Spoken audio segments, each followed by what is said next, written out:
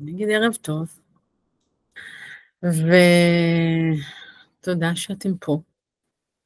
אנחנו עם שירלי יובל יאיר היום בערב, שהיא האורחת שלנו בתוכנית מטפלים בעצמם, ונדבר בשפה של פסיכולוגיה חיובית על מלחמה וחורבן, או תוך כדי מלחמה וחורבן, וזה מתחיל קודם כל בזה ששירלי קרא למפגש איך ממריאים מכאן, משהו קצת אחר.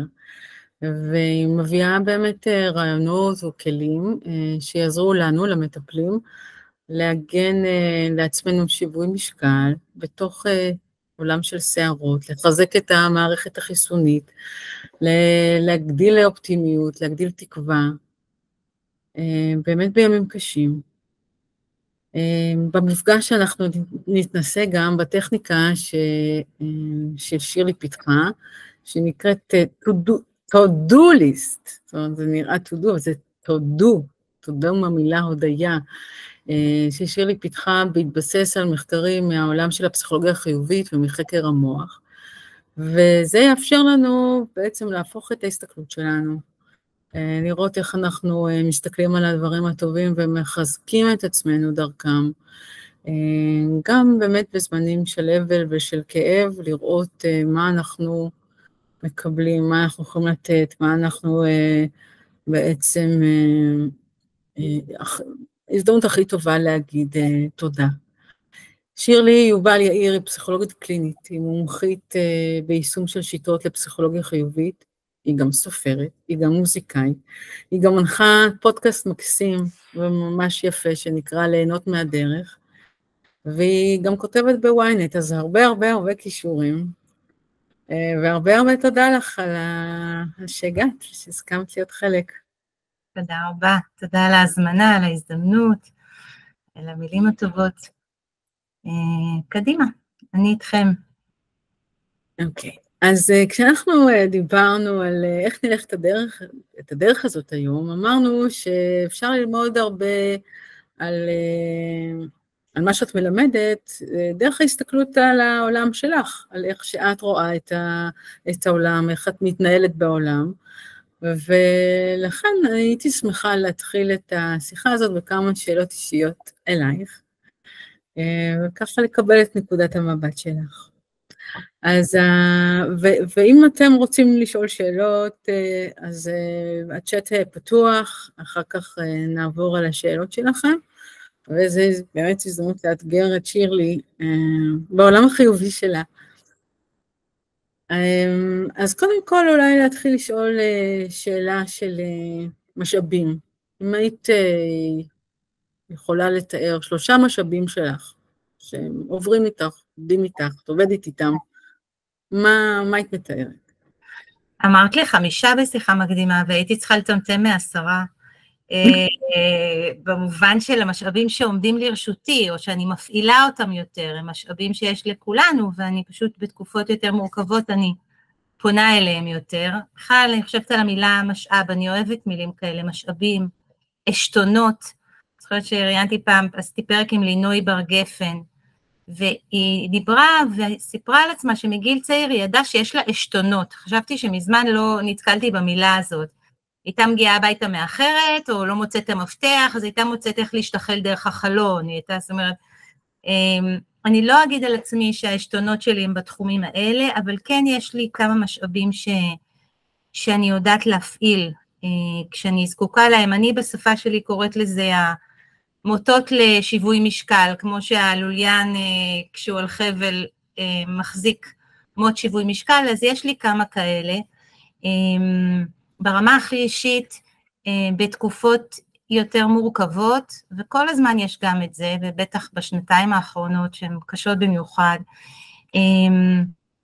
ותגיד גם, אני ארצה קצת להגיד מלמעלה, לא נדבר רק על חיוביות היום, כי אין כזה דבר חיובי, בלי שלילי, אין אור, בלי חושך, כל הקלישאות עובדות, ואני גם, כיוון שאני הרבה שנים מלמדת את המחקרים של הפסיכולוגיה החיובית, וגם גזרתי מהם, אימצתי מהם, יישמתי בעקבות המחקרים, כל מיני שיטות עבודה, שבאמת התמרתי אותם לקליניקה שלי, פסיכולוגיה חיובית היא עדיין, היא לא שיטת טיפול, ובוודאי שאין פסיכולוגים חיוביים ופסיכולוגים שליליים, וכולנו, ואין גם פסיכולוגיה שלילית, זאת אומרת, בעצם כולנו, המטפלים, רוצים לעזור לעצמנו ולאנשים, להתמודד לשאת את האתגרים שלהם, ולמצוא כוחות.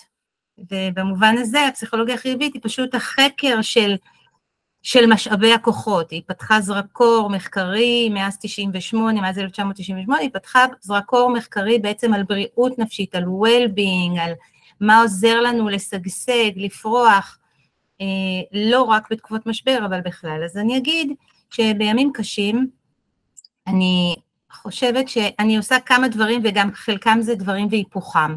אז אולי הדבר הראשון במשאבים שאני מנסה למצוא לעצמי זה פעולה. זאת אומרת, אני בן אדם שמאמין בפעולה, בתקופות יותר מורכבות אני מחפשת איך אני יכולה לפעול, איך אני יכולה לעזור, איך אני יכולה לממש. אני זוכרת שבתחילת המלחמה פגשתי בחורה צעירה שאחרי תוך שבועיים ארגנה חמ"ל מדהים, בחורה עם המון יכולות כאלה, לי למשל אין את זה, אני לא טובה בלארגן חמ"לים, והיא נורא מהר ידעה לעשות את זה, והיא אמרה לי, שהיא דיברה עם הפסיכולוגית שלה ביום השני, הייתה בהתקף חרדה נוראי, והפסיכולוגית החכמה שלה אמרה לה, תקשיבי טלי, בימי מלחמה, כל אחד עושה את מה שהוא טוב בו. אז היא חשבה במה אני טובה?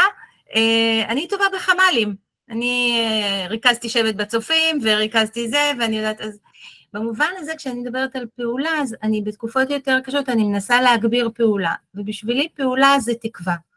אנשים שהם מחזיקי תקווה, זה לא אנשים שאומרים יהיה בסדר, אלא שהם מרגישים שהם פועלים באיזשהו אופן, גם אם הפעולה לא מביאה כרגע תוצאה, גם אם אני עוד לא רואה את סופו של המשבר, גם אם אני לפעמים מרגישה גרגר אבק בתוך מציאות שהרבה אין לי שליטה בה, אז הפעולות הן מה שאני כן יכולה לעשות, וחלקם קשורות לפעולה שלי בעולם החיצוני, או למעורבות שלי, ולרצון שלי לתקן את המקום הזה, ככל שאני יכולה, ולפעמים כשאני מאוד עייפה ומרגישה שמה לי ולזה, אז הפעולות שלי קשורות לבית, וקשורות אפילו למרחב המאוד מאוד אישי ומצומצם, של איזה פעולות אני עושה, כאימא, כבת של, כחברה, יש 1000 צורות להרגיש פעולה, ואני חושבת ולחזק את זה.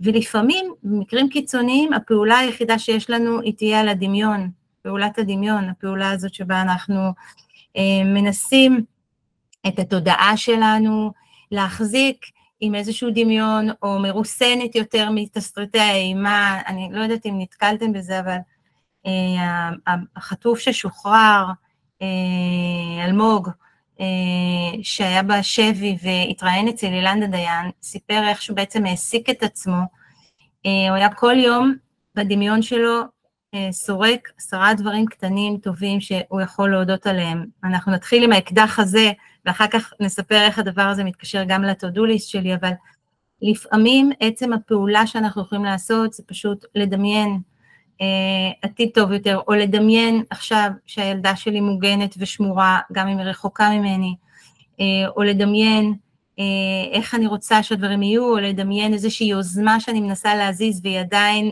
לא קרמה עור וגידים. זה פעולה. אנחנו גם יודעים שהרבה פעמים החוויה של טראומה הופכת ונרשמת כחוויה פוסט-טראומטית, אם לא יכולנו לעשות שום דבר. ככל שאנחנו מרגישים יותר ויותר קורבנים, יותר קורבנות של הסיטואציה, בלי שום יכולת לפעול בכל מיני צורות, זה משפיע עלינו לרעה. אז זה פעולה אחת, זה דבר אחד שזה משאב, שאני אדם פעיל. הכיוון השני של הפעולה הוא כאילו הפוך, וגם זה משאב, זה שאני עוסקת בשיקום עצמי, אני מגבירה את הפעולות שבהן אני מיטיבה עם עצמי, אני ישנה יותר אם אני צריכה יותר שינה בתקופות של הרבה סטרס, אני עושה יותר את הספורט שלי ואת היוגה שלי, אני מגבירה את הדברים שגורמים לי להנאה, אני מכניסה שמחות ליומן, ממש בעקשנות, לפעמים כאילו לא בא לי ואני קובעת ואני עושה ואני, כדי לשקם את המערכת שלי, את מערכת החיסון שלי, וגם לא להרגיש כל הזמן דרוכה.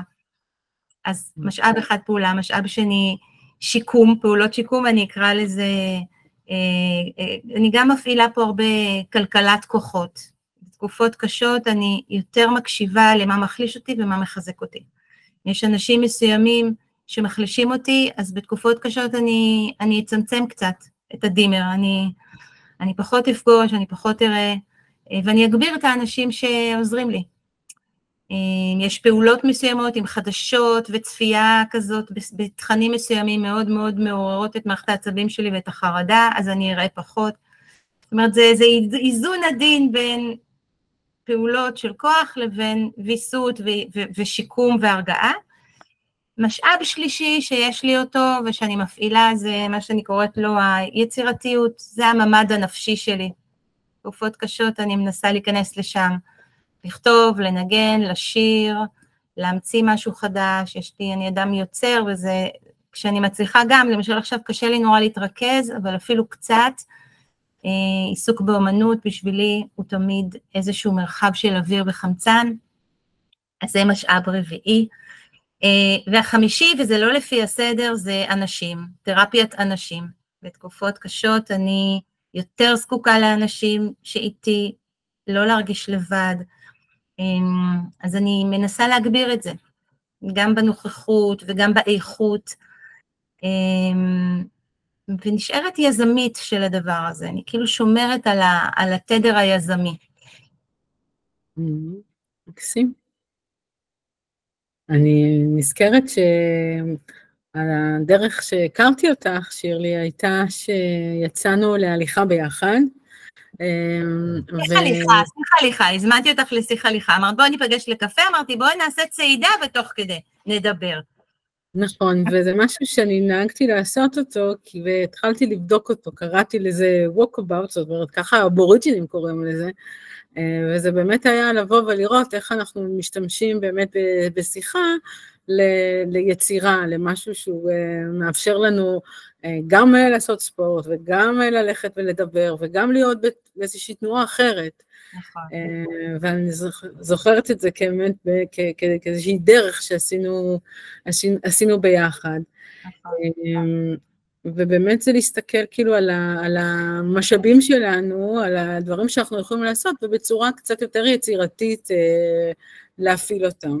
נכון, זה גם נוגע במפתח הזה של גם וגם, שאני מאוד מאוד מאמינה בו, שאנחנו, כמו שאנחנו, הגוף שלנו זה אוסף של שרירים, יש לנו הרבה שרירי נפש, אנחנו לא או חזקים או חלשים, או אמיצים או פחדנים, או מתגברים או מקובצים, וזה אנחנו גם וגם וגם, יש לי רגעים שיש לי הרבה כוח ואני אופטימית, יש רגעים שאני נחלשת, יש רגעים שאני קצת או יותר רועדת ונבהלת, ומבקשת עזרה ומושיטה יד למי שיכול לעזור לי, ויש רגעים שיש לי המון כוח להגיש יד לאחרים ולעזור להם. אז הגם וגם הזה, ואני מנסה לדחוף אותו גם בצורה שאני חיה, שיח הליכה למשל, זה דרך שלי לפגוש אנשים חברים קרובים, לגלגל רעיונות, להרגיש שגם עשיתי את 10,000 צעדים היומיים, ווין ווין. מעולה. עוד שאלה שרציתי לשאול אותך, מה הדימוי הציורי שיש לך למילה שלווה, או אם אני ככה מדייקת את המילה שלווה ברוח הבודהיסטית, מה שנקרא נחת? מה היית מתארת? אז עולים לי כמה דברים, אני אהיה מאוד אסוציאטיבית.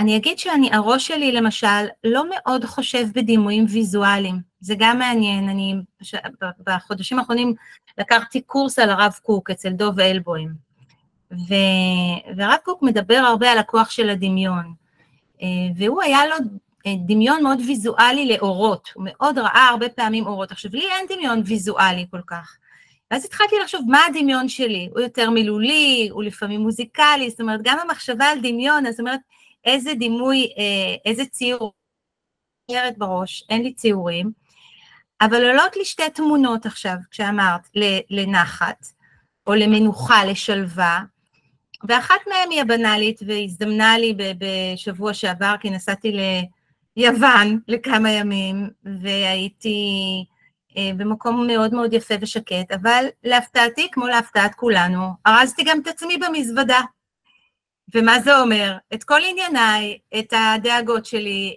זאת אומרת, היה נורא יפה על הים, אבל שתי החיילות שלי הקצינות, אחת מהן בעזה היא פה, והחדשות והאיום, זאת אומרת, זה הולך איתנו, ולכן גם המשאלה הזאת של איזה נחת שתהיה לי כשאני במקום מאוד מאוד קסום, אבל לא כל תנאי חיי מסתדרים באותו רגע.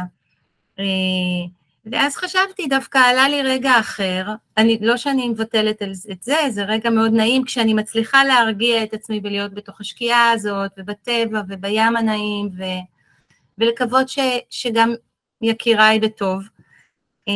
אבל רגע הפוך, רגע אחר, זה דווקא רגע מתוך סדנה שאני מעבירה, אני מאוד אוהבת גם את העבודה של אחד לאחד, אבל אני מאוד אוהבת גם קבוצות, ויש לי קבוצות שאני עושה הרבה סביב ה-to-do list, ורגע כזה של נוכחות, כשאני מרגישה נוכחות מאוד עמוקה בדבר שאני עושה, בין אם זה בתוך הסדנה, במפגש עם אנשים, או איזה רגע בקליניקה של נוכחות, של 100% ריכוז. צ'יקסנט מיהאו מדבר על הפסיכולוג שבאמת לוקח BA שלהם כדי ללמוד איך להגיד את השם שלו.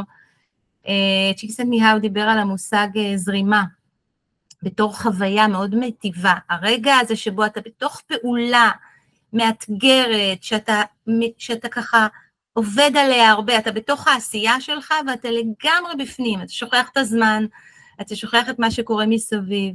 אז גם זה רגע מאוד של מנוחה, בשבילי, של נחת. ואולי זה שוב חוזר, שמעתי איזה סופרת שאמרה בשבוע שעבר, שההפך מאנגזייטי, מחרדה, זה לא שלווה בעיניה, אלא זה יצירתיות. וחשבתי שיש בזה הרבה, כי המצב של המוח החרד, כשאנחנו חרדים, המערכת העצבים שלנו דרוכה, היא עובדת בתוך העולם במצב, היא פעורה, היא דרוכה, היא ב-fight or flight mode, היא במוד של כאילו מאיפה תבוא הסכנה ואני צריכה לשמור על עצמי. ויצירתיות זה מוד נפשי אחר לגמרי, זה מוד של פתיחות, של שובבות, של הרפתקה, של סקרנות, המוח שלי סוקר, הוא לא סוקר, המגדלה לא עסוקה בלהגיד מאיפה תבוא הפורענות, אלא אני במצב של סקירה כזה, מאיפה יבוא הגירוי או ההשראה הבאים, אז אולי גם זה מצב של נחת, כאילו, מצב יצירתי. את יודעת כאילו, כל הזמן מתנגן לי בהקשר של נחת, זאת מילה של סבתא, כאילו, זו מילה של סבתא שלי, שתמיד הייתה מאחלת בברכות יום הולדת, תמיד היה נחת, זה תמיד היה נראה לי מילה שהיא לא קשורה לחיים שלי, כאילו אני לא מבינה מה את מאחלת לי, והיום אולי כשאנחנו חווים בעצמנו באמת מלחמה, באמת חוסר שקט, שכל מה שאנחנו רוצים זה נחת אמיתי, בלי שנארוז או שום דבר אחר, אלא רק את השקט הזה, אני פתאום מתחילה להבין את המילה הסבתאית הזאת. אבל אולי סבתא התכוונה למשהו אחר. אני לא מכירה, כי סבתות הן כבר אמורות להיות חכמות ולדעת שהחיים זה לא נחת מצב קיים. נחתינג עם ING, מצב מתמשך כזה. אולי היא התכוונה לרגעי נחת. וזה יש בחיים שלנו. רגעי נחת יכולים להיות לנו גם בתוך מלחמה, וגם בתוך התמודדות עם סרטן ועם טיפולים, וגם בתוך משבר של גירושים, וגם בתוך משבר של אבטלה. כל מהמורה או משבר, בחיים יש גם רגעי נחת, זה רגע. הרגע הזה שאני רואה, נסענו עכשיו ליוון, והצטרף אלינו הבן הצעיר עם החברה שלו. והרגעים שראיתי אותם, הסתכלתי מהצד, איך הם אוהבים אחד את השנייה, איך הם מסתכלים ומסתודדים בעיניים, הייתה לי נחת, זה רגע של נחת, ויכולתי להרגיש אותו ברגע קטן, או כשאחד הילדים מצלצל ומספר על משהו שטוב לו, או כשאנחנו יושבים מול משהו טעים, זה רגע של נחת, או כשהייתי במופע של זהו זה בשבוע שעבר, שהיה בקיסריה, והתחיל עם ההתראה, אם תהיה לכל הקהל, אם תהיה הזקה, הקהל מתבקש להישאר ישוב עם ידיים על הראש, ככה התחילה ההופעה, כן? ועכשיו תהנו. זאת אומרת, והייתה כל כך הרבה סטרס, וכמה דקות אחרי זה התחילו השירים, והיה נחת. זה נחת היא רגעית. כן, אם אנחנו יודעים לסמן אותה, לקרוז אותה בתודעה, לשהות בה, להזכיר את זה לעצמנו, וזה גם מה שנעשה עוד מעט שנתרגל את ה-to-do list, זה היכולת באמת לעגון ברגעי נחת, לתת להם לחלחל, לתת להם למלא אותנו. זה יעבור, אי אפשר להישאר תמיד במצב של נחת, כי זה לא, זה מצב האדם הוא לא להיות שקט ונינוח. החיים יש בהם עליות, ירידות, שבע יפול צדיק וקם, זה היהדות גם לימדה אותנו. אולי אבל המילה באמת מתכוונת שיהיה לך כמה שיותר רגעים שבהם תוכלי להוריד דאגה, וזה מה שאנחנו עושים, מורידים את הדאגה. נכון. עוד שאלה. אני אגיד על זה מילה, אני באמת חושבת שהמלחמה הקשה שלנו עכשיו, כאזרחים, כאנשים, בחוויה הישראלית, שבאמת אתגרים, אני חושבת שאין דומה להם בהרבה מקומות, באמת הנפש הישראלית עוברת אתגרים מאוד מאוד מורכבים, ואני חושבת שאחד האתגרים הממש אקזיסטנציאליסטיים שיש עכשיו לכל אדם, זה לרסן את התודעה, ממש אנחנו כאילו מוכרחים ללמוד איך עובדים עם התודעה שלנו, עם המחשבות, עם העולם הפנימי, בתוך כזה עומס. איך אנחנו כן מצליחים להיות מחוברים ומזהים את המציאות ועובדים מתוכה, אבל גם מרגיעים לפעמים את תרחישי האימה, ואיך עובדים, או את הכאב כשהוא עולה נורא חזק. זה עבודה על התודעה, נגד סטרס.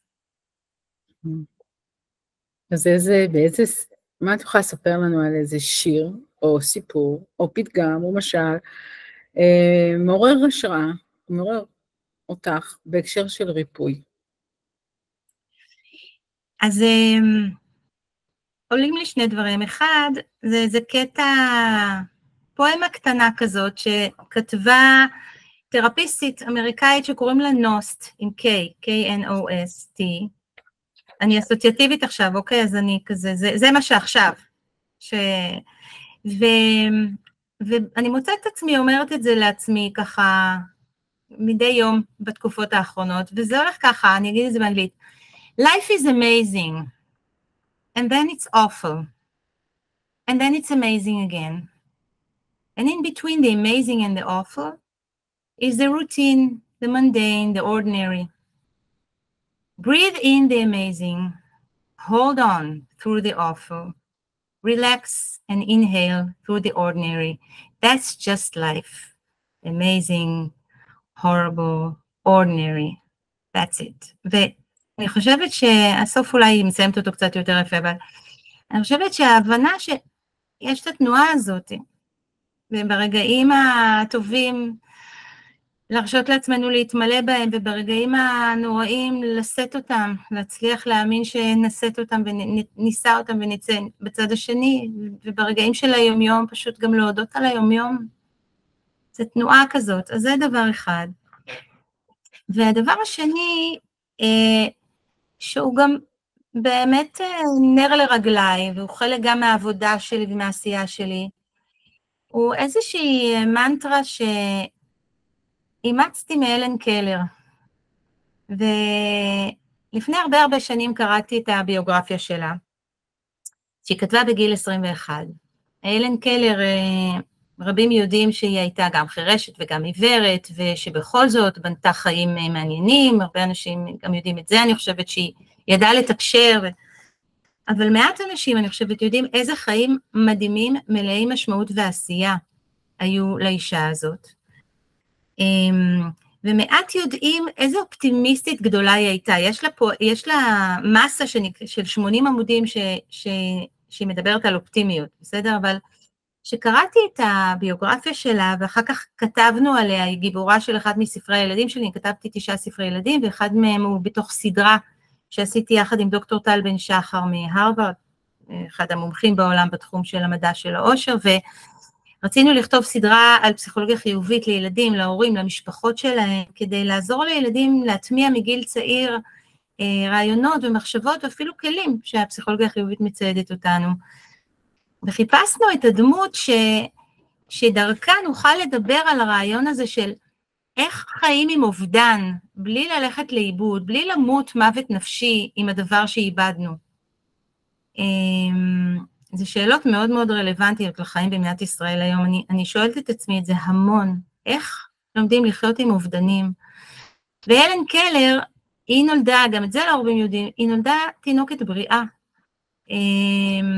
ב-1880 באלבמה, תינוקת מדהימה, בריאה, התפתחה מאוד מאוד מאוד יפה, אבל קצת לפני גיל 2 היא חלתה במחלת חום מאוד גבוה, בימים של טרום אנטיביוטיקה וגם אקמולי, ו4 ימים היא הייתה עם חום מאוד מאוד גבוה, והיו בטוחים שכבר זהו, שמאבדים אותה, ההורים שלה, אבל ביום החמישי ירד החום והיא ניצלה, החיים שלה ניצלו, אבל מאוד מהר התברר גם שהיא איבדה באופן מוחלט גם את הראייה וגם את השמיעה, ובעצם צללה לעולם של חושך ודממה מאוד מאוד קשה.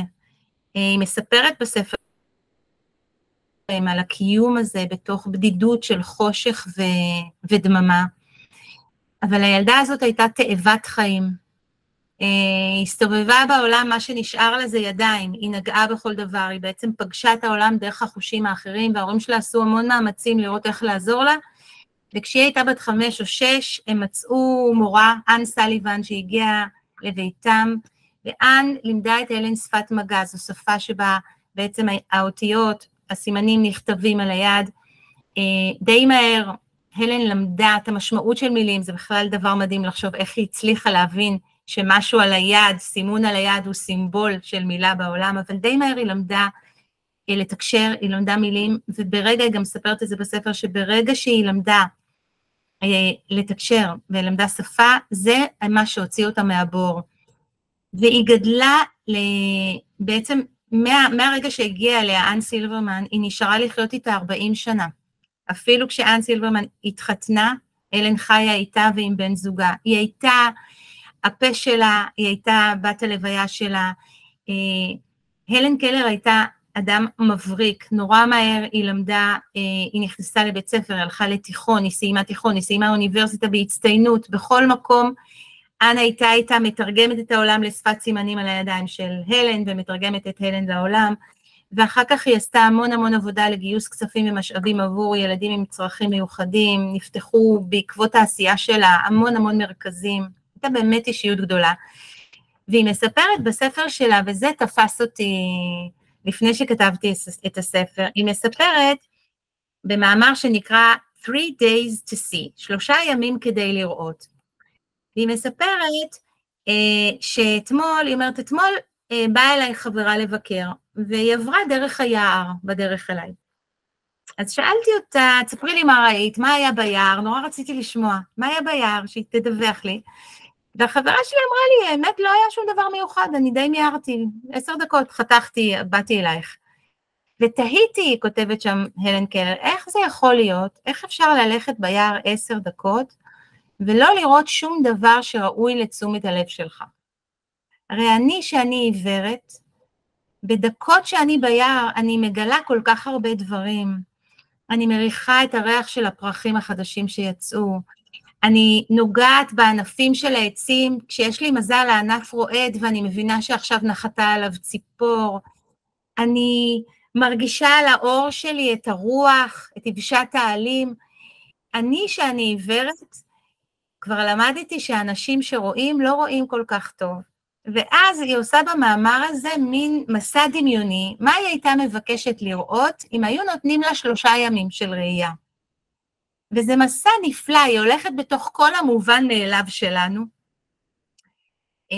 מסע שממש מומלץ לעשות אותו, חפשו באינטרנט את המאמר הזה, 3 days to see, ובסופו של דבר, המסר של הלן קלר ואיך שהיא חיה היה, אני איבדתי 2 חושים מאוד משמעותיים, אבל יש לי המון חושים אחרים, ריח, טעם, מישוש, חוש הומור, אהבה, אינטואיציה, אני חיה במלוא החושים שלי, בכל מאודם, ומהדבר הזה נוצרה מנטרה שאני חיברתי והכנסנו אותה לספר, שהיא כביכול הייתה אומרת, שזה כמו קסם שפועל, כשמתמקדים במה שיש, היש גדל. וזה באמת היכולת לא להתרכז רק במה שהלך לאיבוד, אלא לחפש באופן עקשני את מה שעובד, לסמן אותו, לשים אליו לב, לדבר עליו עם עצמנו, לדבר עליו עם אחרים. אני בטוחה שאתם מרגישים בתקופה הזאת שכשאנשים מדברים רק ייאוש, אתם מתייאשים, ויש הרבה סיבות לייאוש. וכשאנשים מדברים תקווה, ומראים לכם גם את מה שלרגעים עובד, אתם מתמלאים כוח, אנחנו כאלה, אנחנו גם חיה נדבקת, היצור האנושי הוא יצור נדבק, אנחנו נדבקים גם מאוד מאוד בפסימיות, וגם נדבקים בכוחות, אז זאת הפכה למנטרה שלי, להתרכז מאוד במה שעובד, ולא במה שהלך לאיבוד, ולגדל את היש, ככל שאני יכולה, בהרבה צורות, זה לא אומר לא לראות את האין, כי גם האין הוא חלק מהחיים, זה רק אומר שכשאני מסוגלת לזהות כוחות, משאבים, את ההון האנושי בחיים שלי, את טעם החיים, אני יכולה לעבוד יותר טוב, או לעמוד, או לשאת קצת יותר, גם את האובדנים שלי, או את הדברים שאין לי עליהם שליטה, או את העצב, שגם הוא מנת חלקנו. וגם הפוך בעצם, כי אני חושבת שדווקא עכשיו שאנחנו לא בקטע של האין של היש, בקטע של הכאב שהוא כאילו כל כך גדול, דווקא זה נותן לנו את האפשרות להסתכל ולהגיד על כל מה שיש, וזאת ההזדמנות שלנו, הכאב נותן לנו, זאת השיחות שאנחנו מנהלים, ואני מדברת עם כל כך הרבה מטפלים כל יום,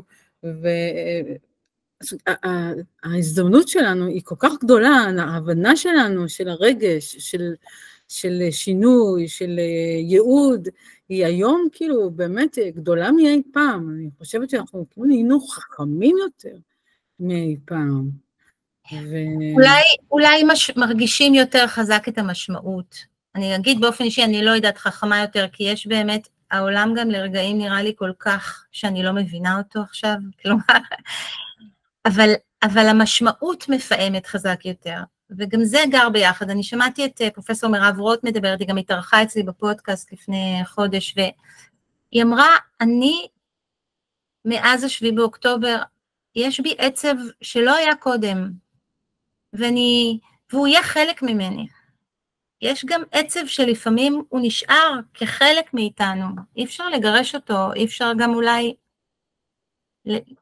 למגר אותו, אבל יש לידו גם את הכוחות, כי גם ברגעים מאוד מאוד עצובים, וגם במשברים באמת אנחנו גם רואים כוחות, רואים את היכולת האנושית להתגבר, שזה דבר מדהים, זה דבר מדהים, עולות לי כל כך הרבה דוגמאות, אבל אולי גם הדוגמה האישית מהבית, כי אני גדלתי בבית של אמא ניצולת שואה, אמא שורדת שואה, שהייתה ילדה חטופה בעצם, הלכה לאיבוד, והייתה בסוג של שבי של כמה שנים, כתינוקת לבדה, ושרדה את זה, ואני חושבת שאני גדלתי תחת הכנפיים האלה, שהיה בהם שילוב מאוד מוזר כביכול, אבל הגיוני, של חרדה ושמחת חיים.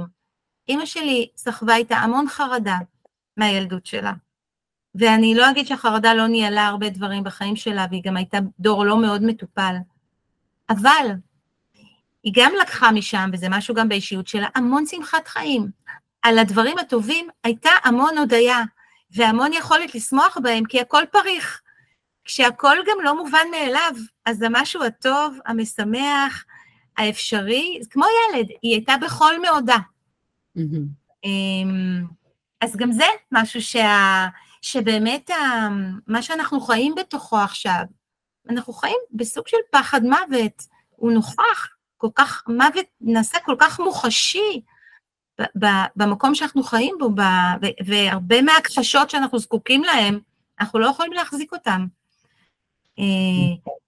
ויש משהו בידיעת המוות, ידיעת עקרון פג תוקפותנו, הידיעה שאנחנו פגי תוקף, שהוא גם צו חיים. הוא הזמנה לאיך לעשות את הדברים משמעותיים, ולמצות אותם, ולהרבות טוב, ובאמת במובן הזה אנחנו חשופים כמטפלים גם להרבה עצב, אבל גם להמון כוחות, וגם לעשייה משמעותית, זה מקצוע עם המון המון משמעות, ועם זכות. זה מעבר ממש טוב לשאלה שבעצם באמת רציתי להפנות אלייך, שהיא גם המהות של המפגש שלנו, של מטפלים בעצמם, כי בעצם מה שמחבר אותנו ומחבר את העשייה המשותפת שלנו פה, זה קבוצה של מטפלים. וכשאני חושבת על האתגרים והקשיים, אז תמיד יש לי איזושהי תמונה בראש של המטפל שעמוס, שיש לו פגישה אחת פגישה, לפעמים אולי 5 דקות בין לבין, שזה ממש מעט זמן, ואז אני חושבת איך אפשר לתת את הכוחות לעשות איזשהו משהו שיפתח, שייתן את האפשרות להמשיך הלאה, בין טיפול לטיפול. מה את אומרת? אני חושבת שזה מקצוע של מינונים, שצריך להיות מאוד מאוד מדויק במינונים שלך. אני חושבת שאנחנו צריכים להיזהר, לא לעבור, זה מקצוע של גבולות, למדנו את זה, מלמדים אותנו בהכשרה, טיפול כמו הורות, צריך לבוא עם גבולות, והשמירה על עצמנו היא מאוד חשובה. ולכן זה לא רק העניין של מה אני עושה ב5 דקות בין טיפול לטיפול, זה גם לא להגיע למצב שבו אני בשחיקה, ואם אני שם אז להוריד, ולהיות אמיץ, להגיד אני לא יכול, כי אם המיכל שלי אין לי, הוא מתרוקן, זה לא פייר, כלפי אף אחד. אני באופן אישי, בין הטיפולים, לא פותחת טלפון, לא בודקת הודעות וואטסאפ, לא מכניסה את העולם על ענייניו המסיחי דעת, אבל זה שלי, כי לי זה עושה לא טוב, זה מכניס אותי כאילו, כל כך הרבה עומס, מחכה. ואני גם אגיד, אני גם רוצה להזכיר את הזכות הזאת, כשאנחנו עובדים במינונים נכונים כמטפלים, לא עברנו את הגבול שלנו, נכון שעכשיו זה קשה קצת, אבל אז יש גם המון, זאת מתנה וברכה להיכנס לקליניקה, ולשים את ענייניי לכמה שעות לגמרי במקום אחר. אני מוצאת לפעמים שזה מנוחה, זה בעולם שמרעיש בצורה אינסופית, כאילו אני באמת לפעמים אני יוצאת מהקליניקה, אני אומרת לא בא לי לפתוח, לא חדשות, לא נוטיפיקציות, לא את כל הדרישות, לא כל הקבוצות של הוואטסאפ האינסופיות האלה, גם אם הן נחמדות זה אינסופי.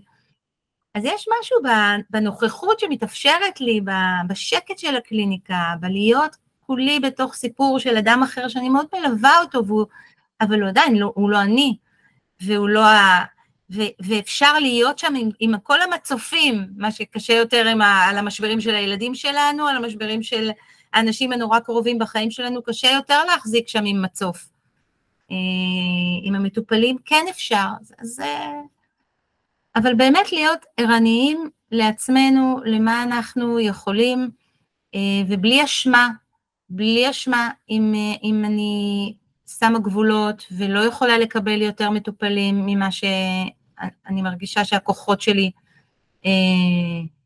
וגם שמחת העבודה שלי, זה לא רק הכוחות, התחושה שאני באמת, אני רוצה להיכנס לקליניקה עם מרץ, עם אנרגיה. ומה יכול לעשות לך אנרגיה זאת אומרת, לא מה את לא עושה, שזה גם מלמד מאוד, אלא מה את כן עושה? אני שותה, לפעמים אני מנשנשת, שוב, זה 7 דקות, זה בדרך כלל, לפעמים אני עושה קצת נשימות, לפעמים אני אשמע איזה שיר, יש לי מתקן היפוך כזה, לפעמים אני הופך את עצמי לכמה דקות, זה דבר נורא טוב, זה מזרים חמצן, מהרגליים לראש, דבר מעולה. ממש כאלה, דברים נעימים וטובים. זאת הכוונה, כשזה אפשרי, כמובן זה לא מושלם, לפעמים אני מוכרחה לעשות איזה סידור ב2 דקות בין לבין. אבל השאלה היא לא מה עושים ב5 דקות שבין הטיפולים, אלא מה עושים אחרי שעות העבודה. איזה שיקום אני עושה, מה ההכנסה, איזה כוחות אני משקמת, אז בשבילי זה יוגה, להשיח הליכות שלי, ואומנות, ולקרוא, ולהתמלא במשהו שמעורר השראה, וכמובן אנשים טובים, מיטיבים, קבוצות שייכות, שמחות קטנות, בינוניות וגדולות, למידה, אז שירלי, בואי נעבור עכשיו לכלי שלך, כי זה באמת משאיר לנו זמן, גם להתאמן. את פיתחת כלי שבעצם יכול לסייע לנו בין לבין, אחרי, ובעיקר באמת איך לראות את העולם. אז אני אספר, הוא כלי שהוא ממש כלי של maintenance נפשי, ממש של, אני קוראת לזה, זה כלי שמתרגל שריר נפש, זה ממש לבנות שריר נפש. הוא קודם כל מיטיב איתי, אבל אני תכף אספר על הכלי, ואני אספר איך הגעתי למחקר, ומה אני עושה איתו בקליניקה, ומה אני עושה איתו בקבוצות, ואני אתנסה בזה קצת. אבל אז אני רגע אשתף קצת, נעשה פה איזה טיפונת מצגת, בסדר? אני אתן טיפה את הבקראונד המחקרי, הנוירולוגי של הדבר הזה, וגם הסיפורי. בואו נראה שאת העניין הטכני אנחנו עוברים. רואים את המצגת? לא. לא רואים? לא. הופה, למה זה עבד כל כך יפה כשהיינו?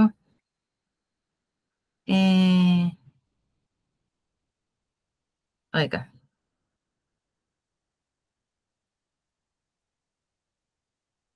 לא רואים כאלה? לא. וואו, זה ממש מוזר. אז רגע. אז אני אספר על השקף הראשון, ואז תכף אני אבקש את העזר בעדי, אם הוא בבית. לוחצת על החץ וזה לא מציג? אני לוחצת על החץ, אני בוחרת כאילו את המצגת. כן. entire screen. ואז את עושה עוד פעם. קודם בואו ננסה את זה עוד פעם. עושה share, פותחת את המצגת. אתם תראו עכשיו, נפתחה המצגת? עוד לא. עכשיו היא נפתחה? לא. כן.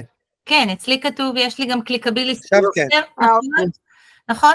אז רגע, אני רק רוצה להתחיל עם השיר היפה הזה של לאה גולדברג. בהקשר, לפני זה להגיד, כשאני מדברת, למה זה לא... הנה, אתם רואים עכשיו את איך ממריאים מכאן? כן. יופי. עכשיו זה יהיה, נכון. כשאני אומרת איך ממריאים מכאן, אני כמובן לא מתכוונת לדרך נתב"ג ועם דרכון פורטוגלי, לא שזה רע, שאנחנו העם הנרדף, שיהיו לנו עוד דרכונים, אבל אני באמת מדברת על איך מתגברים על המאמורות האלה של המשבר הנוכחי, ובכלל של משברי חיים, ואני רוצה כזה לצטט את וואי, למה זה כזה מסובך פה לעבור שקף עכשיו? אוקיי, אני רוצה לצטט את הטקסט הנהדר הזה, הנה עוד טקסט, שאלת קודם, של לאה גולדברג, גם עברה תקופות מאוד קשות, היא כותבת, אני אחיה ואוהב את החיים הללו, אני אוהב אותם על כיעורם, על חוליים, על אימתם, ולא אצא מדעתי, אני רוצה לחיות הרבה, לחיות חיי אדם אשר מותר לו לנשום, לחיות באור. אחד הדברים, אני קופצת ישר למחקר של הפסיכולוגיה החיובית, בעצם לזרם המדעי הזה שנוסד ב-98 על ידי פרופסור מרטין זליגמן, שהיה בעצמו אדם שחקר המון שנים, הקדיש לחקר חוויית הדיכאון, הוא זה שטבע את המונח learned helplessness, חוסר אונים נרכש, המון שנים חקר דיכאון, וכשהוא התמנה להיות נשיא התאחדות הפסיכולוגים בארצות הברית, סביב גיל 50 פלוס, הוא בעצם ככה הקדיש שנה כדי לחשוב לאן הוא רוצה להצעיד את העולם של הפסיכולוגיה, כל נשיא חדש אמור לבוא עם איזושהי אג'נדה חדשה, והוא הבין את זה גם על עצמו. דווקא יש לו סיפור יפה שהוא מספר בספר שלו, איך הוא הגיע לזה, דווקא לפסיכולוגיה חיובית, והוא סיפר שהוא היה אז גבר כבר ככה in his mid-life, עם המון הישגים מאחוריו, והרבה עשייה משמעותית, ואיזו משפחה, ועוד הייתה לו בבית ילדה אחת קטנה יחסית, וזה היה ביום ראשון שהוא עבד בגינה, והילדה ככה הסתובבה סביבו, ואתם מכירים את זה שיש עזרה עוזרת ועזרה מפריעה, אז היא הגישה לו עזרה מפריעה, והוא שתל, הוא נורא אהב לעבוד בגינה, והוא שתל והיא יקרה, והוא כזה מהר איבד את הסבלנות אליה, ואמר לה, לכי לאמא, תעשי משהו בבית, תעשי עוגיות, והילדה הלכה, ואחרי כמה דקות היא חזרה אליו, והיא אמרה לו, אבא, אנחנו יכולים רגע לדבר? עכשיו, אני לא יודעת איך אתם, אני כשהילדים שלי באים עם, אמא, אפשר רגע לדבר, אני מרגישה כאילו, הנה הצלחתי בחיים, כן? בתור... ואז הוא כזה התפנה אליה, יש לנו איזה עניין, הפסיכולוגים, הוא התפנה, ואמר, כן, כן, ואז היא אמרה לו, אבא, אתה זוכר שאני הייתי קטנה תינוקת, אתה זוכר איזה בכיינית הייתי? אז הוא אומר לה, כן, אני זוכר, ואז היא אומרת לו, אתה זוכר שבגיל 3, אני החלטתי שאני יכולה להפסיק להיות כזאת בכיינית? אז הוא אומר, כן, אני זוכר שהחלטת והפסקת, ואז היא אומרת לו, אז אם אני הפסקתי להיות כזאת בכיינית, אתה יכול להפסיק להיות כזה קוטר. והוא מספר בספר הזיכרונות שלו, שמשהו בשיקוף הזה היה מאוד חזק, שהוא היה אדם עם המון המון סיבות להודיה, ולנחת לפעמים, ולראייה של מה שיש לו, ועדיין הסתובב בהרבה מהזמן, באי נחת, באיזו תחושה שזה לא מספיק, ומזה נולד הרעיון של איך עוזרים לאנשים לראות יותר את מה שיש בחיים שלהם, להתמקד במה שעובד, ולפתוח זרקור על כוחות, משאבים, על היש, לסמן אותו, כי אנחנו יודעים הרבה פעמים גם בטיפול, אנשים באים אלינו, אנחנו הולכים לטיפול, שיש הרבה כאב, שיש מחיר, שיש סיבה שאנחנו באים עם איזה pain point, כן? או הרבה.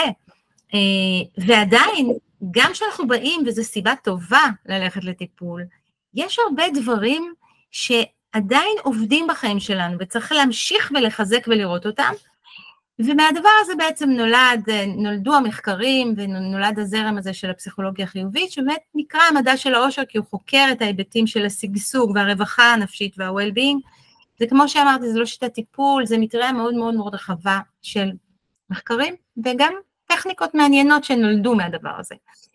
אחת הטכניקות, ולפחות זאת שאני, ככה, שהדליקה אותי ופיתחתי בצורה ייחודית, מבוססת על מחקר שקראתי בשנת 2003, הוא נעשה ב-2002 בארצות הברית, על ידי אמון ומקלף, שני פסיכולוגים, ומה שהם עשו זה, הם רצו לראות האם אפשר לתת לאנשים איזה מתודה, איזשהו כלי שאם נותנים להם ומתרגלים אותו, זה משפיע לטובה על מצבם הפיזי והבריאותי, כלי מנטלי, יש לנו מלא כלים, מדיטציה, תנועה, תרופות, יש כל מיני כלים מיטיבים, הם בדקו כלי מנטלי שקשור להכרת הטוב, הם רצו לראות מה יקרה אם אנשים מתרגלים במשך כל יום כמה דקות, מתמקדים ביכולת לזהות את מה שעובד, לעשות תרגיל של הכרת תודה, של זיהוי הטוב, והשתתפו 4 קבוצות במחקר הזה, הקבוצה הראשית, קבוצת הכרת התודה,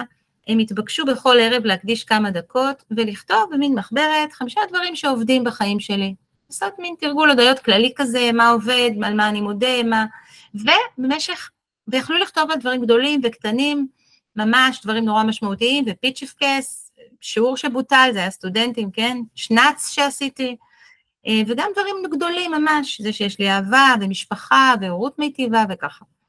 והם התבקשו להתמיד בזה חצי שנה, והיו עוד 3 קבוצות במחקר הזה, קבוצה שנייה כתבה על 5 קשיים בכל ערב, קבוצה שלישית כתבה 5 יתרונות שיש לי על פני אחרים, קבוצת ביקורת לא כתבו כלום, ואת כל מאות הסטודנטים האלה העבירו שאלונים ומדדים לפני תחילת הניסוי, ואחרי חצי שנה של תרגול.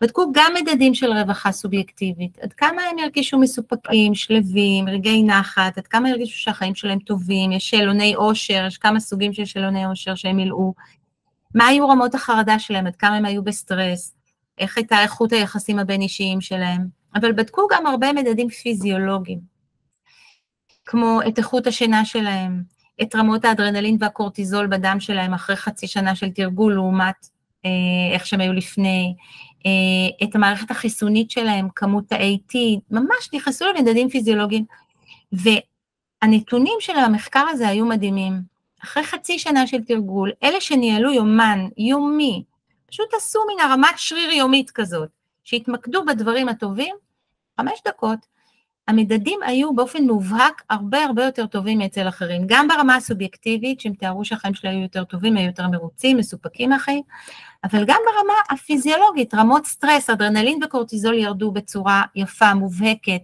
איכות השינה, אנשים דיווחו על שינה הרבה יותר טובה, ועוד הרבה מאוד מדדים. אני קראתי את המחקר הזה ב-2003, נשמטה לי הלסת, כי חשבתי, זה היה די mind blowing בשבילי, אני גם סיימתי את המגמה הקלינית באוניברסיטת תל אביב, חייבת להגיד, הרבה יותר מדוכדכת מאיך שהתחלתי אותה, התעסקנו כל כך הרבה בפסיכופתולוגיה, כל כך הרבה במשברים ובראיית הקלקול האנושי, ופתאום היה פה משהו, זה נכנס כמו קרן אור לחיי, והתחלתי, אמרתי גם, אני רוצה להתחיל לתרגל את זה.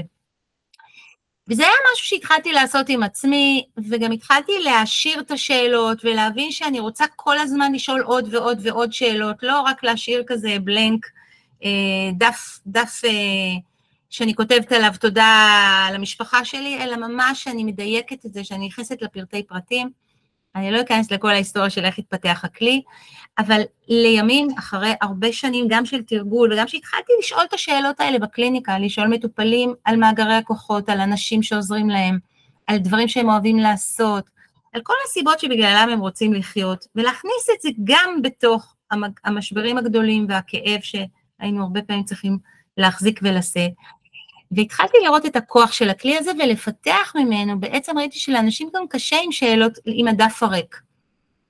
ופיתחתי לימים ממש מצבור, אסופה של המון המון המון שאלות הודיה כזה, התחלתי לתרגל את זה גם בקבוצות, הרבה פעמים קבוצות, סדנאות שהייתי יוצאת אליהן, סדנאות עם אנשים שהייתי ככה עושה גם אצלי וגם בכל מיני מקומות, סדנאות תהליכיות, גם שנותנות כלים לוויסות עצמי ולטיפול בעצמי, אבל זה היה אחד הכלים, והייתי עושה עם אנשים מין תרגיל כזה שבכל בוקר אני פותחת איתם קבוצת וואטסאפ ושולחת שאלת הודיה ספציפית, ועד סוף היום כולם עונים את הסיפורים שלהם. וראיתי שהסיפורים מרחיבים כל כך את הרפרטואר, שהם גם מזכירים לנו דברים שכשלנו קשה אנחנו פשוט שוכחים לראות אותם. ומהדבר הזה התפתח מה שקראתי לו ה-to-do list, שזה הכלי, והוא מבוסס בעצם גם על ממש, גם על המחקרים של הפסיכולוגיה החיובית, אבל גם על מה שאנחנו יודעים ממחקרי המוח, על איך שבעצם כשאנחנו משנים הרגל, גם הרגל מחשבתי, המוח שלנו יוצר מעגלים עצביים חדשים. ההרגלים שלנו, יש להם חתימה נוירולוגית, הם משנים את החיווט של המוח, משפט יפה שאני אוהבת, we first make our habits and then our habits make us. אנחנו רואים גם את זה, אנשים שמתרגלים הכרת תודה, שזורים בקליפה הקדם מצחית, שנראים אחרת, זה משנה אותנו בכל צורה, ולימים אספתי גם את סיפורי המטופלים, אנשים בסדנאות על ההודיות, והוצאתי את זה כמין ערכה, אני מראה לכם רגע את זה פה, שכוללת גם ספר, מין בעצם סדנה אישית, שיש בה 101 שאלות יומיות, למשל מה פתוח פה, היום נודע על אדם שיודע להקשיב לנו, מישהו שאתם יכולים לספר לו על עצמכם, מישהו שמותר לכם להיות לא מושלמים במחיצתו, בצד השני של כל כפולה יש או שיר או טקסט או דוגמאות לסיפורים או איזה מחקר להשראה, והוצאתי את זה גם בפורמט של קלפים, קלף שאלה של הודיה יומית, וזה מגיע בערכה כזאת ביחד, אנשים זה כבר שנה בעצם מסתובב, אנשים עושים עם זה עבודה מדהימה, היישומים של זה הם, אני מכירה כבר 15 שנה מה שאני עושה בעבודה שלי בקליניקה ועם המטופלים ועם עצמי ועם האופן שבו אני חיה, ואין ארוחת שישי שאני לא שמה קלף to do list על כל צלחת, ועכשיו שנסענו לחול, בכל ערב הבאתי את זה, ושלחנו את הקלפים, והילד המתבגר שלי שביום יום לא יחליף איתי שום מילה על רגשות, פשוט פתח וסיפר כל כך הרבה דברים, כי זה מאפשר בעצם להיכנס להרבה עומקים, אבל בכלילות. זה מתחיל בכלילות ונוגע, השאלות המאוד מאוד מגוונות.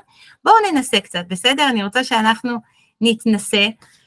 אני רוצה להגיד עוד מילה שאני אוהבת, משפט של נעמי שמר, השמחה שלי, המחאה שלי, וכשאני מדברת על שמחת חיים, זה לא קלאב מד פאן לי בטירוף, כן? אכול ושתו, כי מחר נמות, אלא שמחת חיים זה בעצם תחושת חיוניות, זה הודיה על עצם החיים, על נוכחותם, על העומק שלהם, על מגע אנושי עמוק, אלה דברים שהם לא נראים תמיד כמו שמחה, אבל הם מורגשים ככה, זה שמחה במובן העמוק שלה.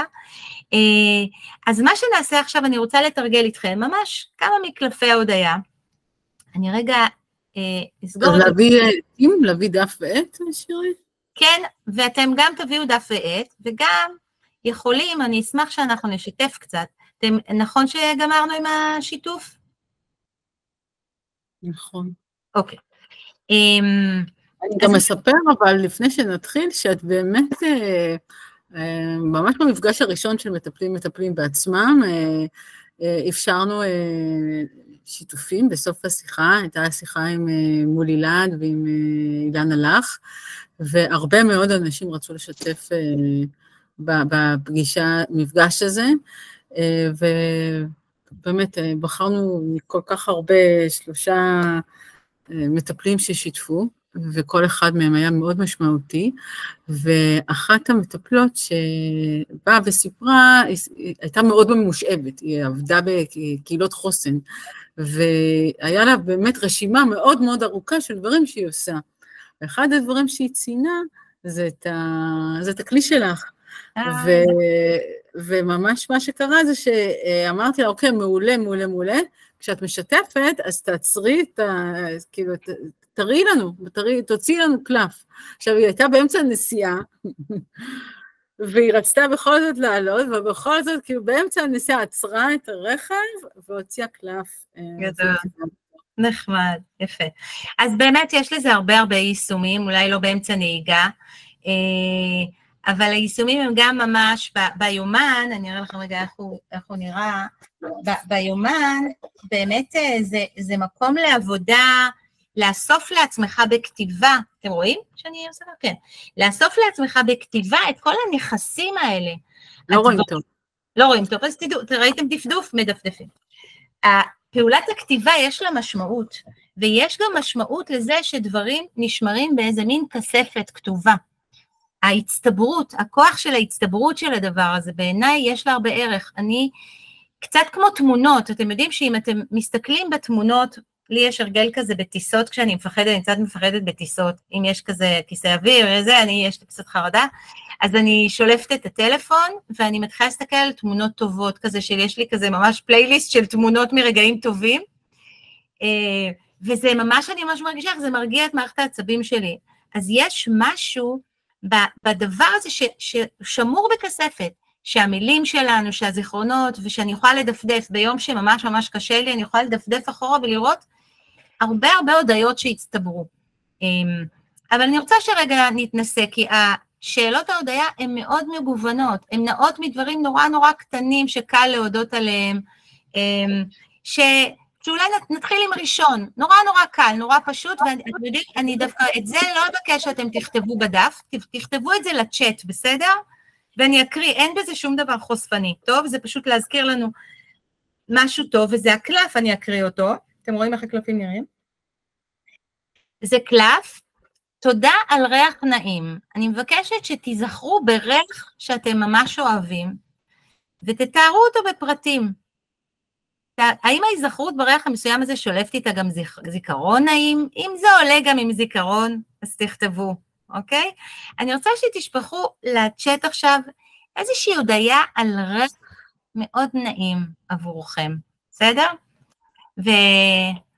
ותכתבו כמה שבא לכם, אם הריח הזה מקושר לאיזשהו זיכרון, כי אתם יודעים שבמוח גם האזור של הריח שבו הוא מקודד, הוא קשור לאזור הזיכרונות שלנו, ולכן הם נשלפים, ותכתבו לנו לצ'אט, בואו נעשה רגע מצעד של ריחות נעימים.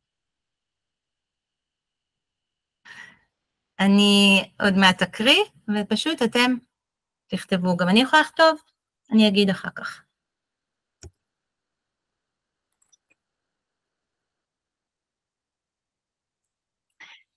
עכשיו, בשיטה של הספציפיקציה שלנו, כשאנחנו למשל כותבים הבושם של קלוע, נכון?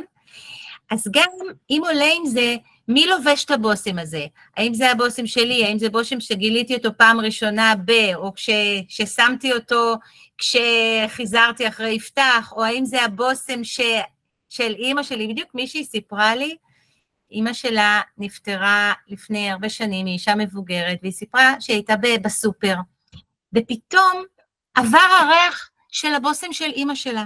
אישה מבוגרת ממש הלכה עם עגלה, והיא פשוט הלכה אחריה, היא לא יכולה להפסיק ללכת אחריה, כי היה משהו, והאישה הזאת הסתובבה אליה, ואז היא אמרה לה, לא, תסלחי לי, אני לא סתם עוקבת אחר, יש לך את הבושם של אמא שלי, וזה עשה לי כזה געגוע, ואז האישה המבוגרת הזאת פרסה ידיים ואמרה, בואי לחיבוק.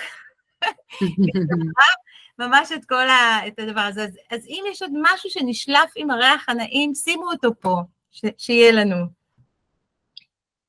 אוקיי. יפה. אז הנה, מישהו כתב, אליעזר כתב ריח, דשא רטוב, למשל, תמיד שאנחנו משחקים את זה בבית, ויפתח, הבן זוג שלי, הוא היה כדורגלן מלא שנים, עד גיל 18, ילד כדורגל כזה מהבוקר עד הלילה, ועד היום, כשהוא נכנס למקום ויש ריח של דשא רטוב וקצוץ, זה מזכיר לו את הכדורגל, את הילדות, והוא נמלא בדבר הזה.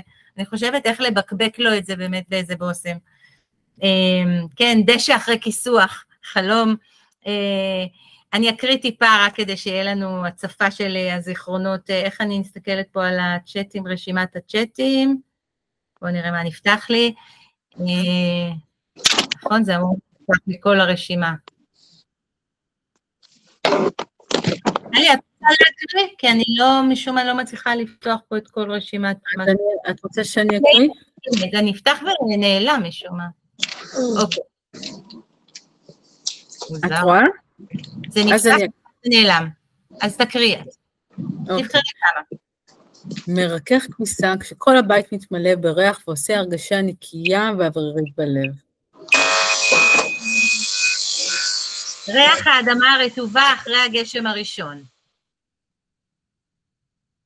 יש פה משהו שצריך לעשות פיוט אם אפשר, רגע. הנה זה נפתח, לא, זה נפתח והולך לאיבוד, אני לא מבינה למה זה לא נשאר.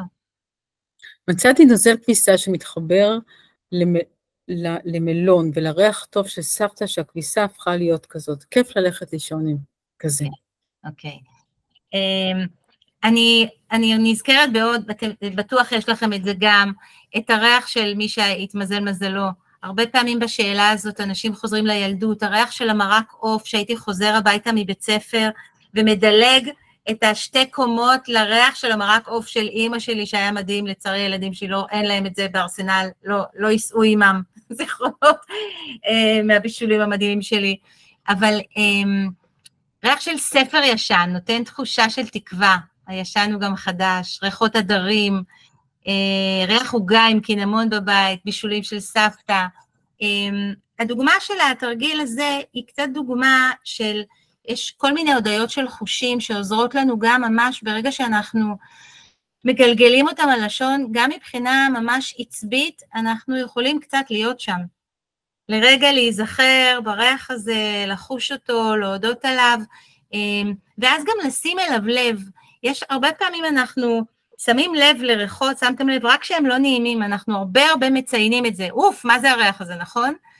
אבל כשיש ריח טוב, לא כזה מאוד, אנחנו לא עומדים וואו, יש לי בכניסה הביתה הדרים, ובעונה של הפריחת הדרים, אני כל כך אוהבת את הריח הזה, קבוע, אני עושה לי טקס שאני הולכת שם ואני מודה על הפרחים, אני מודה על הריח הזה, אני לא מדלגת על זה, אני לא עוברת את זה, זה נרשם, אני כל כך רגילה לרשום את הדברים האלה בתודעה שלי.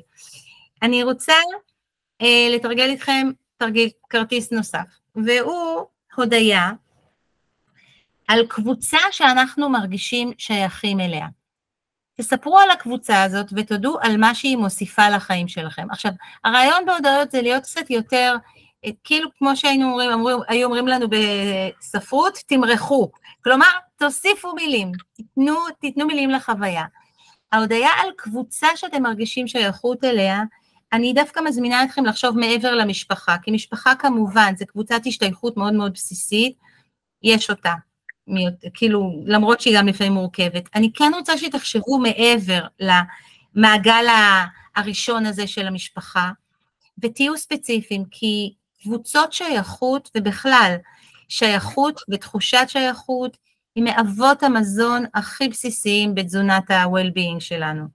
זה, אדלר דיבר על זה, כמובן, מיקם את השייכות בתור צורך מרכזי של היצור האנושי, כמו מים ואוכל, התחושה שאני שייך, שיש לי חק אנושי, וקבוצות השייכות שלנו, קבוצות שבתוכם אנחנו מרגישים מובנים, שמחים, מוגנים, פעילים, זה מאוד רחב. ספרו לנו על קבוצה שבחייכם, שאתם מרגישים שייכים אליה, וזה יכול להיות דברים קטנים וגדולים, אוקיי?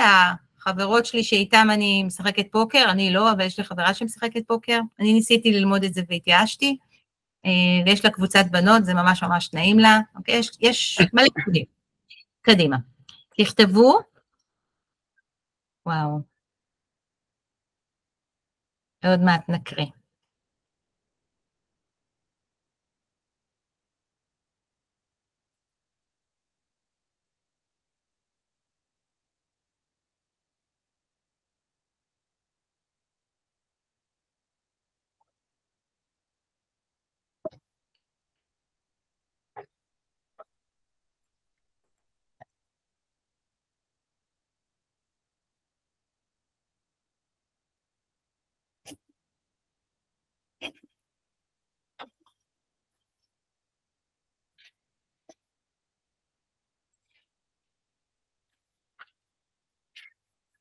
מזמינה אתכם לכתוב עוד על קבוצות.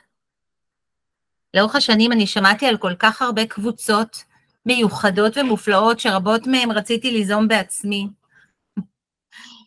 קבוצת השיחה של יום ראשון בבוקר, שזה 4 חברות, יום ראשון בבוקר, בדרך לעבודה הם כולם עובדות, הם כולם תקועות בפקק באותו זמן, הם יצרו מין פרלמנט כזה, שבראשון בבוקר בשיחת ועידה בדרך. לרלורים וקיטורים על הסופש ועל המשפחה. אז אני מקריאה קצת. אני חולקת. קבוצת תפילה בקהילה, שיוצרת בחומר רוחני, שיש בה בקשה, הודיה, תפילה אישית ותפילה ציבורית, מיכל ומוכל בתוך קבוצה שהרוח מחזיקה אותה, וזה חלום, זה נשמע חלום, גפן. אחר כך תספרי לי על זה, אני רוצה גם. בכלל הרעיון הזה של תפילה במניין, היהדות מבינה שאתה חייב מניין כדי שלא תהיה לבד, כדי שתצא מהבית, אתה חייב מניין, אתה חייב אנשים איתך, זה דבר גדול. יהדות הבינה את אדלר עוד לפני. הצוות שלי בעבודה יכולה לבכות איתם, לצחוק, להיות שקטה, לפטפט, להרגיש בנוח איך שאני. קבוצת המטפלים הזוגיים במפגשים, קבוצה איכותית, הזדמנות להתמחות ולהעשרה הדדית. קבוצת ריקוד, שהתנועה מובילה את התהליך, ריקוד החיים ביודנסה. הבנות של הכדורסל, מה מנית למיניהם, נכון? אני אעשה הכל כדי להגיע לאימון איתן. קבוצה בקהילה, מי שכתבה נפגשים בתפילת שישי שבת, בשיעורים, באירועים חברתיים, וגם לא עלינו בזמני אובדן ושכול כשכולם נרתמים. בגלל זה הכוח, הקבוצה יש לה כל כך הרבה כוח בחיים שלנו. ופה יש שאלות אישיות, אחר כך תעבירו מי מתאמנת בכדורסל ואיפה. קבוצת ליצנות יוצרת, מגע וחיבור עמוק, מצחיק וכואב, הכל שם. קבוצת שירה, קבוצת נשים בפייסבוק שתומכות בהנקה לטווח ארוך, הפכה לקהילה עם מפגשים. קבוצה שאני מתחברת איתה דרך רעיון, נכון? יש גם קבוצות כאלה, רעיון משותף, עשייה משותפת. קבוצה של מספרי סיפורים שאוהבים את הסיפור, משתפים אותו עם חברים. קבוצת חברות בשם הבנות, שהגרעין היה גרעין נחל של אחותי, הקבוצה פועלת כקבוצת וואטסאפ, קבועה וכוללת חבר'ה באוסטרליה, 1 לחודש אנחנו הולכות למסעדה, 1 לחודש לטיול, שרות 1 לחודש, ונפגשות כל הזמן בפורומים שונים. נפלא. המון המון, קבוצת האחיות, קבוצת הגיסות, המון המון דוגמאות. זה כאן כדי להזכיר לכם לא רק את הכוח של קבוצות, אלא שאפשר להיות יזמים בדבר הזה. למצוא לעצמכם קבוצות, להמציא לעצמכם קבוצות, להזמין אנשים, שירי ירולב כהן, אלופת הדבר הזה, יש פה מטפלת, חבורה שאני מכירה וזכיתי, גם יוצרת קבוצות נפלאות של מטפלים, גם המיזם הזה שטלי מובילה, הוא לא מבסס את הרעיון שאנחנו גם שייכים לקהילה, ושלקהילה הזאת יש פעמות של מפגשים, סטינג למפגש. אני רוצה שנספיק עוד דוגמה לקלף, ואנחנו הולכים קצת מהקל אל היותר כבד. השאלות, יש פה 101 שאלות בטודוליסט, אבל השאלות חלקם נוגעות בדברים מאוד מאוד קטנים, וחלקם נכנסות גם לדברים מאוד עמוקים, למשברים, הודיה על משבר שבנה את המערכת החיסונית שלי, סיפור על משבר ספציפי שעברתי, היה נורא, היה קשה, אבל ממרחק הזמן, ואחרי שהתגברתי עליו, אני רואה גם איזה מערכת חיסונית נבנתה. זאת אומרת, השאלות של המילה הודיה, היא לפעמים לוקחת אותנו לכיוון רזה, כאילו לא, אנחנו לא מגעצים עם ההודעה את המציאות הקשה, היא חלק, המציאות יש בה גם וגם וגם, אנחנו מחפשים איך בתוך המציאות לראות, ולפעמים מה שנזהה ונראה, זה את הכוחות שנבנו ליד משבר, או לפעמים אולי לא היו כוחות, אבל אנשים נרתמו לעזור לי. וזה גדול, אתמול אני עשיתי את זה עם מישהי, והיא סיפרה שעשיתי את זה בקבוצה טיפולית, ומישהי סיפרה שהילדה שלה בגיל 9, נכוותה מאוד מאוד קשה, ועוד באשמתה, זה היה נורא. והילדה שנה היא עברה כמה ניתוחים, איזה 6 או 7 ניתוחים, ואחר כך במשך חצי שנה היה צריך לחבוש אותה, פשוט סדים, התמודדות נורא קשה. אבל היא מספרת שההירתמות של הקהילה, שקרתה סביב הדבר הזה, היה משהו שהיא לפני זה לא ידעה שיקרה כזה דבר. לא הכירה את הכוח של האנשים שנמצאים סביבה, והכוח שיש להם לעזור, והכוח שלה להסכים לקבל עזרה. לפני זה היא הייתה מין בן אדם כזה, שעושה הכל לבד, אם אין אני לי מי לי. ופתאום בא הדבר הזה, שאי אפשר היה להתמודד איתו בלי עזרה, ונתן כל כך הרבה גם כוחות, אוקיי? אז אנחנו לא נשאל על משבר שבנה את המערכת החיסונית שלי, אלא הודיה, אני אוהבת את ההודיה הזאת במיוחד בימים האלה, תודה על אומץ שהיה לנו. אני אבקש שתחלקו, חלקתם כל כך יפה, תכתבו לנו, אולי אפילו טלי, אולי נפתח רגע מיקרופון, אפשר, עכשיו אנחנו לא נכתוב, עכשיו אם מישהו רוצה לספר, בסדר? ספרו על סוג האומץ שנדרש מכם. לפני זה אני רוצה שכל אחד יקדיש רגע דקה לחשוב עם עצמו, בסדר? את האומץ שלו. זה הודיה על אומץ, על משאב שבעבר היה לכם, גם היום יש לכם, אבל ספרו על אומץ ספציפי, משהו שעשיתם, שפעלתם, תקופה שדרשה אומץ, תתארו את האירוע או את המעשה שדרש מכם, את האומץ הספציפי, ההוא אומץ בא בהמון המון סוגים, ואני אשמח שתספרו. הודיה על אומץ שהיה לי. לפני זה ככה דקה לכתיבה, ושוב אני מזכירה שהאומץ הוא מאוד רחב, האומץ להתחיל, האומץ להפסיק, האומץ להגיד לא, האומץ לעשות אקסטרים, האומץ לשתוק ולא לתת עצות לילדים שלי כשהם לא מבקשים את עצתי, אומץ קשה, מלא סוגי אומץ.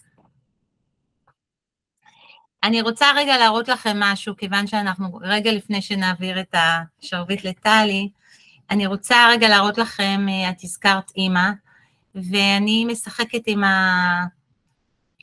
עם הכלי הזה, ורד, את הזכרת אמא, ואני משחקת עם ה-to-do list, לא רק ככה ממש בעבודה הטיפולית שלי ובעבודה שלי עם עצמי, אני גם הרבה משחקת עם הקלפים, בהרבה מפגשים שאני עושה, וכשיצאו הקלפים, וגם הספר שהקדשתי אותו לאמא שלי, היא כבר די סיעודית, עכשיו כבר ממש, והבאתי לה את הקלפים, ותרגלתי איתה, שיחקתי איתה, אני רגע רוצה להראות לכם סרטון שלה, משחקת עם אחד הקלפים.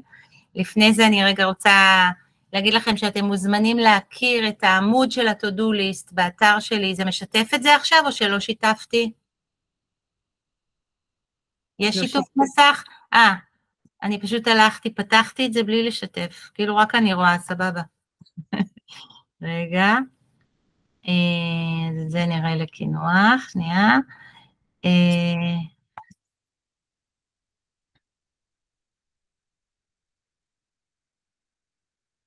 הנה.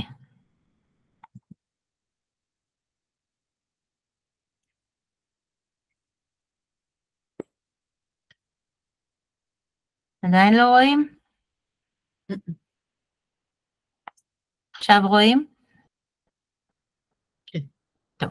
אז אתם תעשו to-do list, אתם תוכלו להגיע לעמוד שיש בו גם את הערכה וגם הרבה מאוד בעצם גם הסברים על הנוירולוגיה ועל המחקרים בבסיס השיטה וכמה פרקים שעשיתי שאנשים מתרגלים את הפודקאסט, גם עם לייזה ודניאלה, הרבה מאוד, לא הכל פה. אבל אני הבטחתי שאני רוצה להראות לכם את התרגול שלי עם אמא שלי. רגע. מה יצא לך בכרטיס? תודה על משהו ילדותי ומשמח שאנחנו עדיין עושים, למרות שהתבגרנו. נו, זו שאלה בשבילך. התבגרתי, אני לא לוקחת את כל הסביבה איתי. אני מתבגרת בעצמי. למרות שהתבגרת? למרות שהתבגרתי, האם יש משהו ילדותי? אני עדיין אוהבת בובות. זה נכון. מאוד אוהבת בובות. כל החדר שלך בובות. הנה, יש על ההליכון בובות, נכון? ושמה בובות. בובות.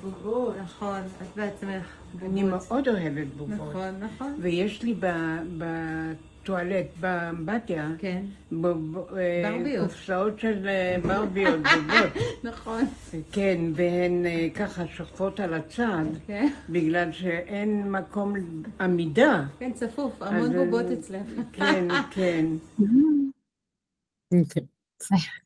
חמודה. כן, אז ככה יש לנו איזה רגע סטופ שייר. אז נכון, הפסיק השיתוף?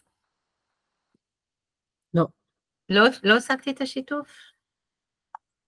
כאילו אני לא רוצה... הנה עכשיו. יש? לא הפסקתי את השיתוף? עכשיו זה בסדר. אוקיי, כי אתם נעלמתי לי. אז באמת התחלנו עם אמא ועם השילוב של חרדה ושמחת חיים, וזה בעצם אני חושבת שהיא הרבה מהתפיסה הזאת, בה גם קיבלתי ממנה, ואנחנו מסיימים עם הסרטון שלה, אתם באתר מוזמנים לראות, יש הרבה מאוד סרטונים של אנשים שהיו אורחים שלי בפודקאסט, ותרגלתי איתם עם זה תשובות נורא יפות של אשכול נבו, של פרופסור משה בר, חוקר מוח, מבר אילן, של רננה רז, של המון אנשים נורא מעניינים. מזמינה אתכם להכיר את הכלי, להכניס אותו לעולמכם, להשתמש בו בכל מיני צורות כדי להיטיב, ובעיקר לזכור, לשים, אני קוראת לזה חומר מרחיב תודעה, גרסת הסחית. כי אנחנו זקוקים להתרחבות הזאת, בכלל משברים גורמים לתודעה שלנו מאוד מאוד להצטמצם, להישאר רק סביב הפחד, הקושי, הכאב, ואנחנו רוצים לחפור מנהרה מתחת לדבר הזה, ולהרחיב ולהרגיש חמצן, והודיות זה דרך נהדרת לעשות את זה. מדהים, שירלי, תודה. ואני הולכת לעשות בדיוק את זה. זאת אומרת, אני הולכת לשתף את התודה שלי, ואמרת קבוצה, וזה בדיוק היה מה שרציתי לספר, ומה שרציתי לשתף, ומה שממש חשוב לי להעביר, זה להגיד תודה לקבוצה הזאת, שמטפלים בעצמם, שהיא נולדה כנראה מאיזשהו צורך קולקטיבי, גם של אנשים שמרגישים שיש להם מה לתת, גם אנשים שרצו לעבור קודם כל תהליך בעצמם, ומצאנו את עצמנו קבוצה של מטפלים ביוון, מתחברת ביחד סביב רעיון של קהילה, של מטפלים שבאים רק להסתכל על עצמם בשמחה ובעצב, ופשוט בנוכחות הזאת של אנשים שמגיעים ביחד, וכשכל אחד נותן את הכלי שלו, את המתנה שלו, נוצר לנו כזה חיבור וכזה שלם, שרק רצינו אחר כך לחלוק אותו. כל אחד בא לתוך המרחב הזה, עם הכלי שהוא יצר בשנים של עשייה, בכלים שנולדו תוך כדי, ולכל אחד מהם נוצר חיבור גם איתי, גם בין האנשים, עד כדי כך שכל אחד מהאנשים, כמעט מכל אחד מהאנשים שהיו איתי ביוון, אז נולד משהו חדש, נולד ריטריט, נולדה סדנה. רגע. נולדה סדנה. היום ישבנו בבית שלי, עם 15-16 מטפלים, ורד ובועז שהם פה איתנו, העבירו לנו סדנה מרגשת מאוד, בצורה הכי פשוטה שיש, הם קראו לזה רפא ליבך, הם הביאו את עצמם, הם הביאו חימר, הם הביאו לנו אפשרות רגע לגעת אחד בגב של השני, בלב, ולשתף. ואנשים הגיעו, מטפלים עם הרבה עומס רגשי, עם דמעות לתוך המרחב, אבל משהו שם משתחרר. לא שתמלאנו בשמחה, זאת אומרת, כמו שאמרת, הנחת הזה, הוא היה רק האפשרות להיות ביחד, ליצור משהו משותף. ובעצם אנחנו מגלים כמה הדבר הזה הוא רשת, כמה היכולת שלנו להגיע לתוך מקום, לאפשר מקום לסדקים שלנו. אני ממש מקריאה דברים שנאמרו היום, מקום לסדקים, מקום לנשום, מקום לעבור מהראש ללב, מקום לשנות ערוץ, למצוא מקום בטוח, להתמלא במשאבים, מקום לאוויר לנשימה, מעבר מהשכל ללב, שמישהו יראה אותנו בעיניים טובות, להיות ביחד, למצוא מבנה פנימי. זה הדברים שנאספו מהמפגש של היום, מההבנה שבעצם המטפלים האלה שיושבים ביחד ועוברים איזשהו תהליך, והם לא לבד, והם מקבלים את המתנות משירלי, ומטפל שמדבר למטפל, שההבנה העמוקה הזאת, המשמעות שיצרנו לעצמנו,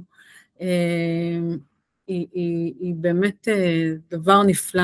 היא יצרה אצלי קר שלם של עשייה בטורבו. אני ההפך מנסה קצת להרגיע, קצת מחכה לנסיעה ליוון, כדי שאני אוכל קצת לנשום, אבל באמת תודה על החיבור הזה של הקבוצה הזאת.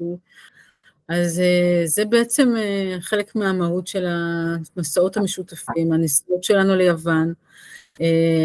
זה בדיוק המודל, מודל שכל אחד מביא את עצמו, רוצה לקבל דבר אחד, מקום כאילו לעצמו לקבל כוחות. הוא מביא איתו דבר אחד שהוא את הכלי שלו, וככה נוצר שלם. המסעות ככה הלכו והשתכללו, שכשהמטפלים הרבה פעמים חוזרים ורוצים לשתף את הכלי שלהם. אז יש לנו כלי של אומנות שהולך ומתחבר, שעדי הולכת להעביר, וכלי של ארז שהולך להעביר ריטריט של הקול, למצוא את הקול שלנו, של הקול של המטפל. יש לנו את דליה שהולכת גם, דליה אנדרמן שהולכת להיות פה בעוד שבועיים במפגש זום שלנו, שהולכת להיות בעצם להסתכל עלינו אבל הזוגיות שלנו, המטפל, איך המטפל בעצם מצליח למצוא את הכוחות שלו ועדיין לשמר זוגיות טובה. אנחנו כל כך בעומס ואנחנו לא רוצים להעביר את העומס למישהו אחר, אנחנו לא רוצים להעביר את הקושי, אז איך אנחנו בעצם מצליחים כן לנהל משהו פתוח עם בני הזוג שלנו. אז דליה הולכת גם להעביר את המפגש זום הזה, וגם להעביר ריטריט מטפלים ביוון. היא עושה את זה בקוסטה ריקה, היא עושה את זה בכל מיני מקומות מדהימים, אבל היא והבן זוג שלה הולכים להעביר את זה כמתנה למטפלים, וזה גם הולך לקרות. אנחנו בשבוע הבא, ממש בתחילת ספטמבר, הולכים לעשות ריטריט של זוגות, אנחנו הולכים להגיע לשם באותו מודל פשוט, של הכי קהילתי שיש, זוגות, בלי מנחה, בלי מישהו, בלי יועץ זוגיות, הולכים להביא כל זוג את המתנה שלו לקבוצה. אז שוב פעם זה, הכל כאילו צמח, כי ישבתי עם גפן וחשבנו איך אנחנו יכולים להביא את זה לבית שלנו, את המודל הקהילתי הזה, וככה נולד. אז הדברים האלה פשוט מתרחבים ומתרחבים, והמפגשים הפכו להיות לא רק ביוון, אלא גם פשוט כל חודש אוגוסט התמלאנו במפגשים, ועדיין יש מפגשים. יש קבוצת פייסבוק שאפשר להתעדכן בה, שהיא נקראת מטפלים בעצמם, ויש רשימת ניוסלטר שמי שרוצה כמובן יכול לקבל את כל התוכנית הזאת שרק גדלה. אנחנו לומדים ועדיין מנסים להבין איך זה הולך להיות, איך זה הולך להיות מבחינה גיאוגרפית. יש לנו כבר כמה מרכזים, יש בירושלים ויש בבנימינה ויש פה בהוד השרון. ושוב פעם, אני מפנה את זה אליכם, כי אתם עם הכלים שלכם יכולים להוסיף לנו כוח, להוסיף לעצמכם כוח, וזה בעצם יכולה להיות רשת אינסופית של אנשים שהם מטפלים או מלווים, או פשוט נמצאים שם עבור אנשים אחרים, זה הדבר המשותף לנו. ועל כל זה להגיד תודה, כי זה נותן כוח, זה נותן את האפשרות לעשות איזשהו שינוי בעולם. אז הנה, הכלי שלך ממש קיבל פה את כל האוסף של העשייה המחוברת שלנו, ולהגיד תודה לכל החברים שלנו שעושים עבודה מופלאה, בנגיעה, בעדינות. היו לנו מקל קסמים, והיה לנו נגיעות במים, והיה לנו נגיעות ריפוי, ותפילה. היה לנו תפילה עם גפן שפתחה את הבית שלה, שהיא לא כל כך נוהגת לעשות את זה, ובשביל התפילה היא עושה הכל, ואני בטוחה שהיא עוד תעשה, אז תוכלו גם לטעום את זה. ובאמת לכל המפגשי מומחים האלה שמתקיימים בזום, ושירלי שהבאת לנו את ההסתכלות שלך על העולם, ואפשרת לנו את הכלי הזה, ולזכור כאילו לא למהר לפגישה ומפגש ומפגש ועוד מפגש. אני שומעת את זה ממך, אני שומעת את זה גם ממטפלים אחרים שמדברים על הגבולות, שמדברים על זה שנפרצו הגבולות, כי בעצם ההתמודדות הזאת עם כאב שהוא בסדר גודל שאנחנו לא מכירים, אז גם המטפלים היו בעצם, שמו רגע בצד את הגבולות שהם כן מכירים, ואז נשארו בעצם חסרי הגנות, חסרי ביטחון, איך מתנהלים עכשיו, איך מחזירים את הגבולות לתוך המרחב. אני רוצה להגיד אני אוהבת את שתיכן ברמות, ואתם דיברתם פה על המשאב הזה של היצירתיות, ועל התגברות על פחדים בתהליך ההתפתחות שלנו. ואני רוצה להגיד שבאמת הקבוצה הזאת מאפשרת לכל מי שהתקופה הזאת מייצרת אצלה איזשהו כלי חדש, איזה רעיון חדש, כי מתוך הטראומה אנחנו גם יוצרים, זה ככה קורה לצערי, אז יש בקבוצה הזאת איזשהו סוג של ביטחון, גם להתנסות בדברים חדשים, ואני חושבת שזה הכוח שלה, שאנחנו גם מתפתחים בתוכה. אז תודה על לשמוע אותך שירלי, ותודה על, באמת התגעגעתי אלייך, ותודה על המקום הזה טלי, וישר כוח באמת על הדברים האלה שקורים עכשיו, שזה הכוח, לא? זה המשאב. תודה גפן על כל מה שאת מביאה לנו, ועל הפריצה שלך לשידור, ולהגיד לך, סליחה, חסרת גבולות שכבודי, הנה, אני חושבת שזה הסיכום הכי מקסים שיכול להיות לנו. אז אני גם מצטרף לתודות. טלי, תודה גדולה על המרחב, על היוזמה, על נדיבות הלב הזאת, ושירלי נפלאה. אני רוצה להגיד באמת על הקלפים, על הערכה שהיא נפלאה, היא נהדרת גם בקליניקה, גם עם קבוצות, גם עם המשפחה, ממש ממליצה באהבה.